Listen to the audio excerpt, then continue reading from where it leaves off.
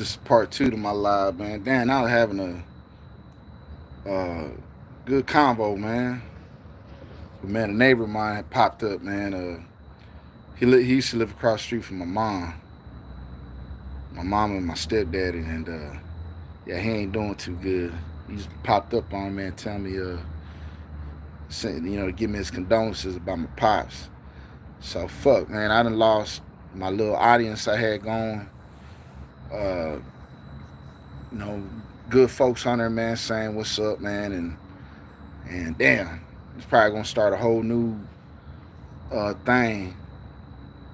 I probably won't get the same viewers, but nah, I mean, if I happen to do get the same viewers, man, you can go back to part one of this live and you know see everything I was talking about. But I'm gonna just pick up on my story where I left off, man. And I should have just let my phone just record, man. But you know, I didn't want to put his business out there like that. So, anyways, man, I was telling the story about my pops, man, and in his final days of before he passed away, he had cancer, and so I left off, man. Yeah, so my dad, there within the last 3 days, he was just pretty much laying there, man, with his mouth wide open, man, and he wasn't. Um, Fuck y'all niggas laughing at,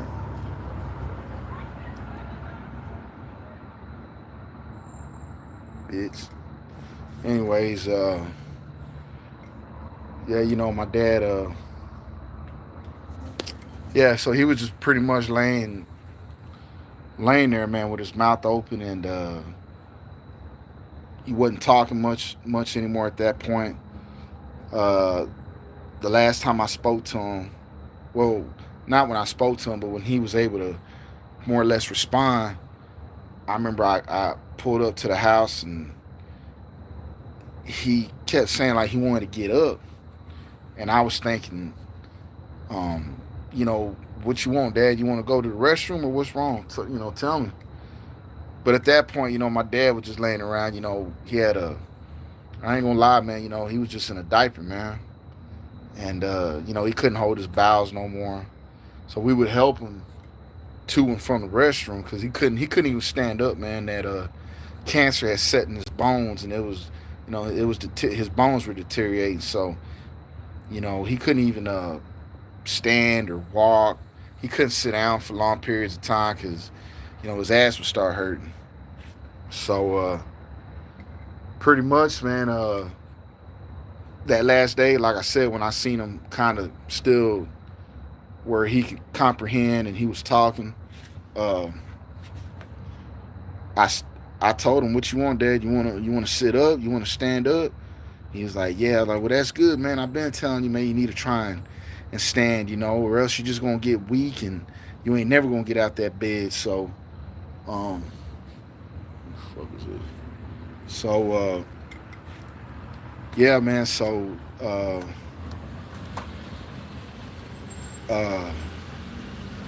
so pretty much, I guess maybe he knew that was like his last and final attempt at uh, uh,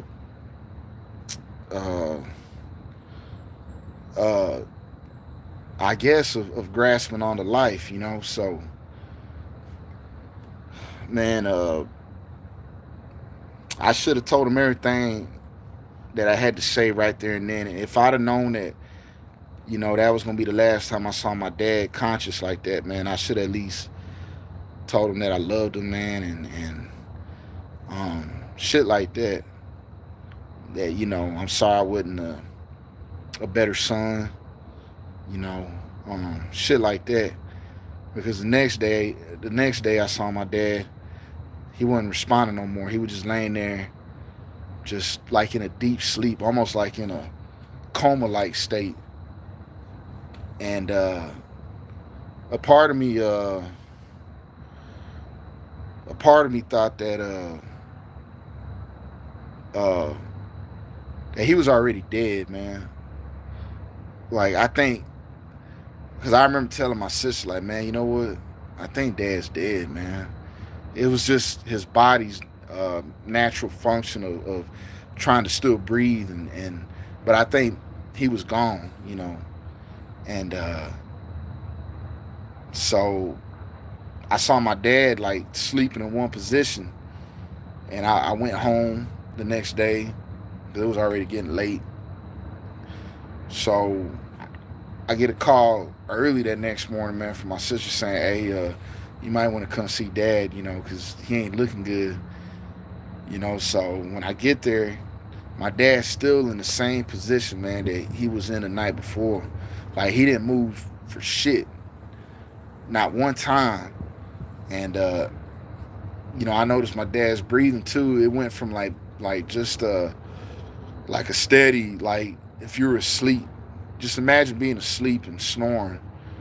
You got that steady, you know, breathing pattern, and then it went from like quick short breaths.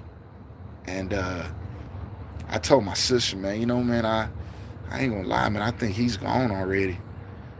So, anyways, later on that day, man, the hospice nurse got there. They started doing all their, uh, he checking his vitals and shit. And yeah, man, he basically told us straight up, like, uh, I'm not gonna lie to you, but I think it's gonna be today, just like that. So then he started checking other things, and he said, well, he may have pneumonia now or something, but the way his blood pressure and all that shit was looking, he was like, you know, his vitals are consistent with somebody who's brain dead.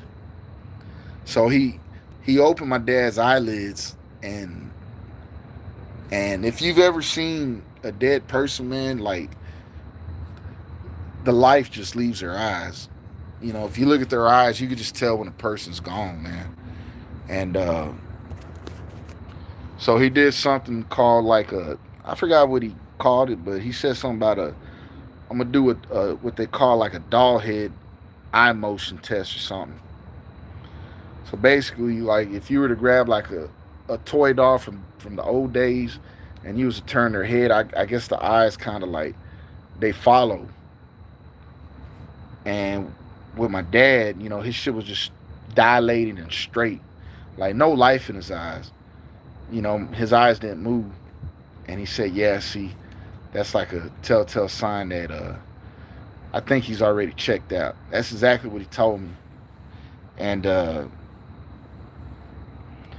he said, "I don't think he's in any pain. I don't think he's suffering anymore. But if y'all would like, I could give him some medicine that'll help him transition." Or I forgot what he said, but it was basically, I don't know if it was the morphine or if it was something else. If I remember correctly, I think it was something else.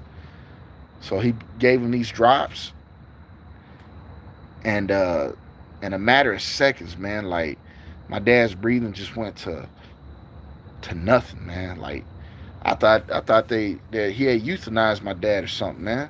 That's what it looked like. You know what I'm saying? Oh man, Moose. Hey man, I'm glad you found me again, man. Shit, I didn't even get a chance to uh, read some of your shit, man. A neighbor of mine, he's like an uncle to me, man. I've known him all my life, man. He just popped up on me, man. I ain't seen him in oof. He going through some hard times too, man. So I had closed live and shit. But yeah. So back to what I was saying, man. They gave him them.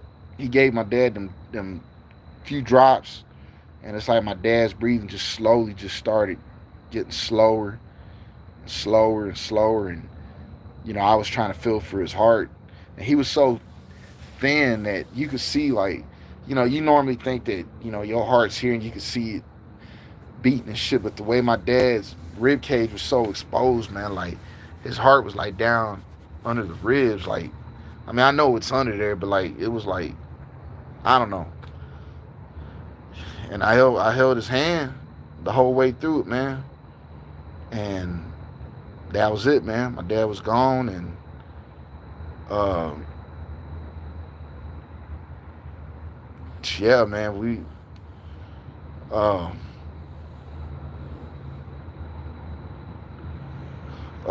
after that, man, we were just waiting for the funeral home to come and get my dad, the meat wagon, where the fuck you call them little vans that come and get you. And it took nearly like 2 hours, man. And that's what I ain't like about, you know, I feel like when your loved ones going, it should just be you and your folks, man. Should nobody else be there? I understand, people want to be there and they want to feel like they support you, but really, man, it's like they make it worse because, like, my sister had her family there, and you know, they was in the dining area, the dining room, kitchen. The way my sister had it set up, my dad was in the living room. He had his little hospice bed and shit, and so me and my sister got the same dad, but we got different mothers. And my dad, from what she tells me, he pretty much like raised her siblings. So I guess maybe they felt like they had just as much a right to be there too. But I know they was really just there to support my sister, to be there for her. But as my dad was lying there dead, man, they're over there. Life goes on, man. I hate to say it, but they was in there talking about other shit and laughing and like, hey man, y'all don't realize there's a fucking dead fucking man in the next room. Like, have some respect, man. My dad's in there dead. Of course, I didn't say nothing because, life does go on, man. And, what could I do? And it was a sick feeling, man. Like just knowing that I'm in there looking at my dad and I hear laughter in the next room. Not that they was laughing at him or what had just happened, but, just the fact that life goes on, man. And I would go in, go out. I mean, I would go outside, sit there for a little bit, kind of let my tears run, and then I go back in the living room, stand there just looking at my dad, holding his hand, and I go back outside, come back in. For them 2 hours, man, that it took for the funeral home to come and pick my dad up, I don't know why it took so fucking long. It was just like literally 2 minutes up the street. And so yeah, man, it was hard, man, but it was hard. It was harder, man. It was harder just seeing my dad suffer, man, because I know he was in a lot of pain there towards the end, but he took it like a G, man. He ain't. I never saw him cry or he didn't complain about it. He just took it like a real motherfucker, man. And he lived his life, and that was it. you know? And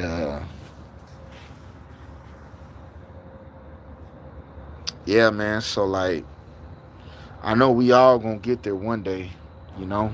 We all gonna, pass away. Our parents are gonna pass away. And I hope it ain't, I've always said, man, like a heart attack's a blessing, man, because if it takes you, of course, if it takes you out the first time, you know, hopefully there ain't no suffering. It's quick, you know. But like that cancer, man, that cancer is a motherfucker, man. That cancer, that's some evil shit, man. Because it's a slow killer. It's fast, but it's slow as in like, the pain, and you see them like deteriorating, man. It's ugly, man. It's real ugly. And so yeah, man, if there's anything, man, that I could tell anybody, man, is, when it comes to your parents, man, if you on bad terms or you live out of state and you just ain't, you know, close, or you can't, whatever the case, situation may be, man, make the shit right and call them. Because as a parent, that's all they want, man. They just want to know that you're doing all right. They know that you busy and You know, you got a life of your own, you got family, you got kids of your own, and they don't ever want to be a burden or barge into your life like that. But um, you know, definitely, man, do check. If you can't see them from time to time, at least call them, man. And there were times I remember, my dad would call, and my dad, man, he used to, he would fucking nag a motherfucker sometimes. I ain't gonna lie, but when I sit back and think about it, man, I should have been a little more patient and be like, damn, dad, like, you know, but yeah, man, it's you'll never see them phone calls again, you know, and it's hard, it's rough, cause they the only ones that's ever gonna be there for you and have you back, man. When all your homeboys, man, fall off, man, cause they fall away from you because they wanna be all up some female's ass, your parents they gonna be the ones that's there, man. They gonna be the ones that'll talk to you, man. That'll chop it up with you, man. That'll laugh with you. You know, I ain't got a single fucking friend, man, that can post up with me and chill with a nigga, talk to them. They all married, you know, and I ain't hating on that. It is what it is. It's just some folks, man, they tend to, oh, you know what? I'm married. I can't have friends. I can't associate with you. So my parents are all I got. And I'm blessed and lucky to have three parents. Well, two now, but at one point I had three. My dad, my mom, and my stepdad. And actually today is my stepfather's birthday. 73 years old, or 72. One of them, 73, I think. And he's had his issues too, man.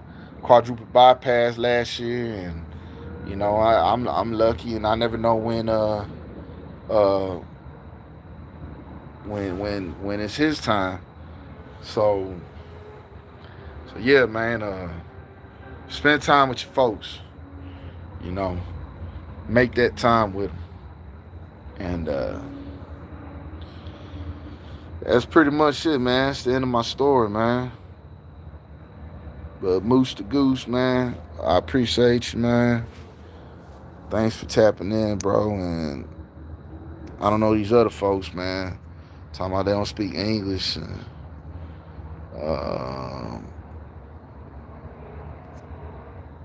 hell, I don't even know half these folks are spammers or fake profile. I couldn't tell you, man.